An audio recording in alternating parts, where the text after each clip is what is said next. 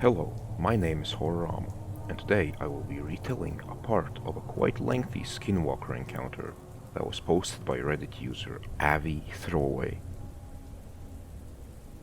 I'm going to preface this by saying that this story is not mine. I'm just the one who wrote it all down. I'm not Navajo or Dine, the actual name of the Navajo, and this is how I will refer to them from here on out. I've never lived on a reservation and know very little about their folklore.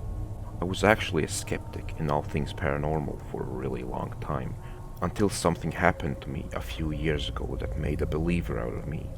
Nothing to do with skinwalkers or things of that nature, but it definitely made me at least believe in ghosts. This story was told to me by my DNA friend Sam, name changed for his privacy, and comes from his own experience. I met Sam on a photography gig a few years after graduating art school, and we connected through our shared interest in the paranormal. We would swap stories about our personal paranormal experiences.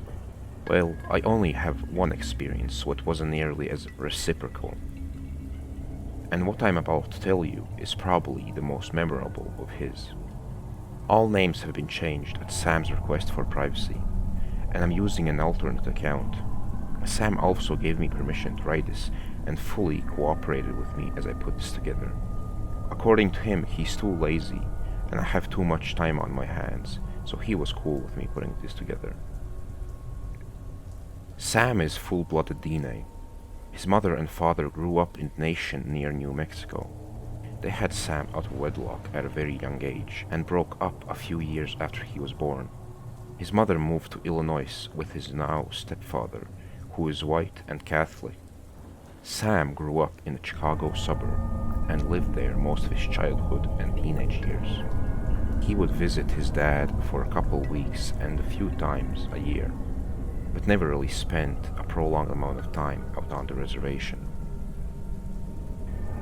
It was at 20 that Sam moved in with his dad on the res in order to get a better understanding of my heritage, as he said it, and stayed there until he was about 24. He was very interested in his DNA heritage, especially when he started developing his art practice as a painter and photographer.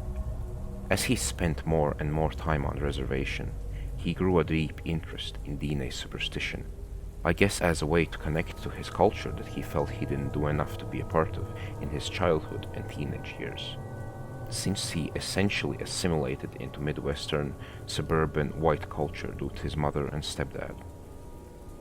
While on the reservation, he made friends with and eventually dated a girl whom we'll call Jess, who had fully grown up on the reservation. She was a little older than Sam and got her teaching degree in another state before coming back to the reservation to teach at high school. She was basically agnostic, more on that in a bit, but had a very superstitious family. In fact, her great-uncle, whom we'll call John, was a medicine man. I'm not super familiar with the details surrounding this practice, and Sam didn't go into a ton of details in regards to this either, but basically, he was a very respected elder, and was extremely superstitious. He often spoke of DNA folklore, creatures, magic, etc., and took it all very seriously. John was pretty old and often needed help around his property, so Sam was often over there helping him out with the odd jobs. Sam felt weird taking money from the old man, especially since Sam already had a part-time job as an art teacher and sold his paintings and photos in Santa Fe art markets for pretty good money. So as payment, Sam would ask John to share some of his knowledge with him. It was Sam's way of connecting to his heritage, he told me. They talked for an hour or two every night that Sam came over to help him.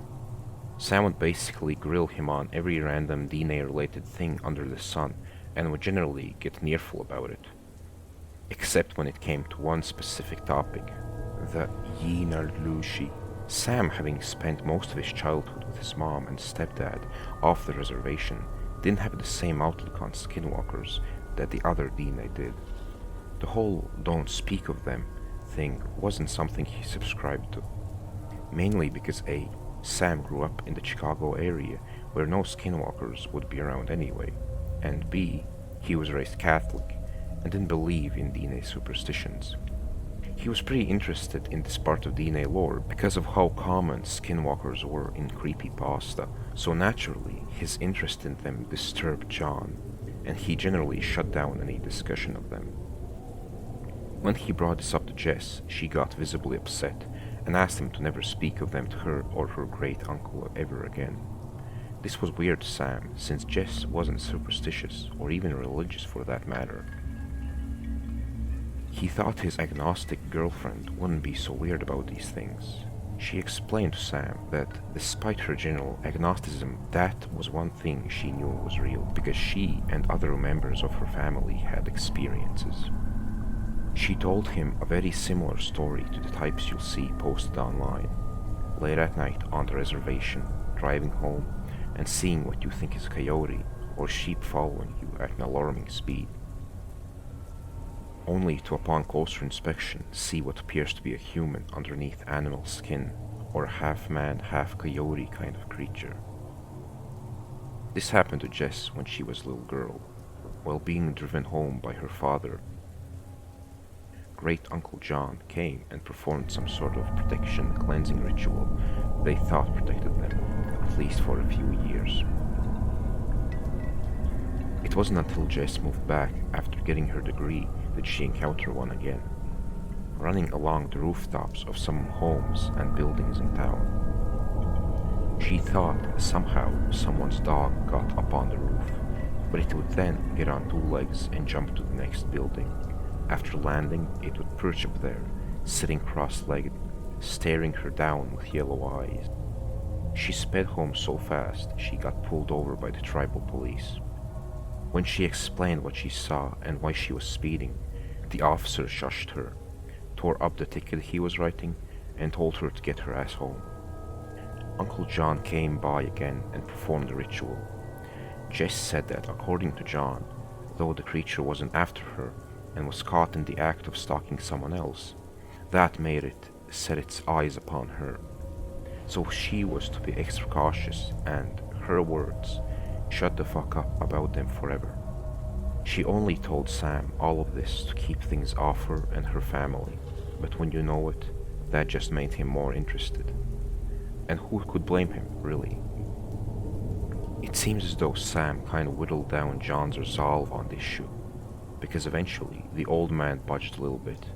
He revealed to Sam a few bits and pieces of information over the years. I'm just going to copy and paste from some Instagram direct messages he sent me while I put this whole story together. Note that the only changes I have made to his messages were the names of those involved. The first thing John told me about skinwalkers was that they can't actually read minds like they say in the stories and stuff. It was basically what you would call an old wives' tale, because they didn't want their kids talking about that shit and spreading the idea that this was something people could do. I think they wanted the practice of being skinwalkers to die out completely, so they thought of forbidding people from talking about it. Nobody would be curious enough to try out black magic. I think because DNA are so steeped in oral traditions that they basically believed if enough people stop talking about a thing, it dies forever. But you can't tell people not to talk about something. So they said that if you talk about skinwalkers, it will make them interested in you and seek you out. It was just them trying to scare kids. The other thing is that they are just regular people, not monsters. They don't have any special powers, just know a lot about certain things that a lot of us don't. Like how there are things you know how to do as a videographer that regular people who've never done it don't. Like when you show them a really cool edit you did, or shots you pulled off, and they're, whoa, how did you do that? Same kind of stuff. They just spent a lot of time learning about stuff that makes them able to do what they do. They studied animals and how they move, making suits, studied positions, hallucinogens, shit like that. They're medicine men, just like John. In fact, a lot of them are openly good medicine men in the community, and nobody knows they practice this stuff. It's just another form of their medicine men stuff, but they use it for people who want to harm or scare others. Like they get hired to fuck with people. John told me this one story about a close friend who was also a medicine man in the Tuba City area that had an asshole in the neighborhood who kept bitching about his property lines or something like that. He was building a fence and there was a big fuss about it. The guy harassed the shit out of his next door neighbor because of it, and the neighbor knew where his land started and ended, so didn't budge. Eventually, some weird shit started to go down. The asshole's neighbor was talking about how there was a gigantic coyote in his backyard that would look in the windows at night and scare the shit out of him and his girlfriend. He would hang in his backyard with a shotgun until around sundown, which of course weirded everyone out in the neighborhood. And a lot of folks started saying that he was mentally unstable. But then people in the neighborhood started hearing fucked up noises, and someone saw the coyote stand on its hind legs and look in the windows. Then one day, the guy's girlfriend drove him down to the emergency room because he was having a really bad trip apparently, like hallucinating and talking about this coyote man who was threatening to kill him. John doesn't know what he was on, if it was something like peyote or something.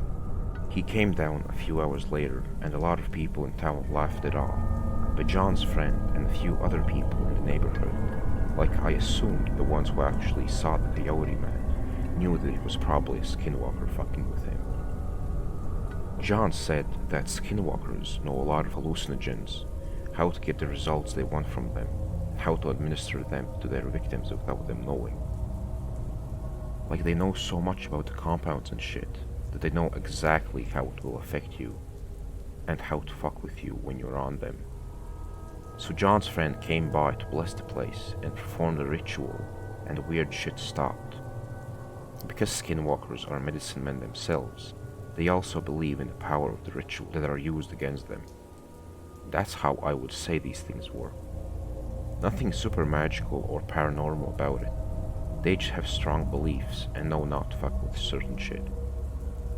Anywho, so he thinks that the asshole neighbor sicked a skinwalker on him to get him to move out of town or something like that. The last thing John told me for a really long time was about how skinwalkers were actually good guys at one time. They created that whole practice to fuck with the colonizers. They protected other DNA and scared away white people trying to take land and assault people and stuff. But some started using the practices for their own gain. Once the treaties were signed and we got land back and all that, they just started exclusively using it to do bad stuff to other DNA. After this, John basically put a kibosh on skinwalker talk. Sam told me he thought it was weird that John didn't want to talk about them. After all, John said it himself that skinwalkers can't read minds, and talking about them didn't draw their attention to you. As Sam said, it's an old wives' tale. He even told this to Jess, but she shot him down. She actually kind of insulted him apparently, telling Sam that he's not culturally a DNA, so he wouldn't understand, and him trying to get this deep into skinwalker stuff was offensive to their heritage. Basically, he was culturally a white boy and should shut the fuck up. Now, I know some reactionary types on the internet would probably take offense to this, but it's not unfounded. How would you like it if some cultural outsider came into your town and started grilling you about long-held beliefs while directly contradicting them? I hope you enjoyed my narration, and if you do want to hear the next part, then please do tell me, and I will upload it soon enough. Thank you for listening, and I hope to see you again.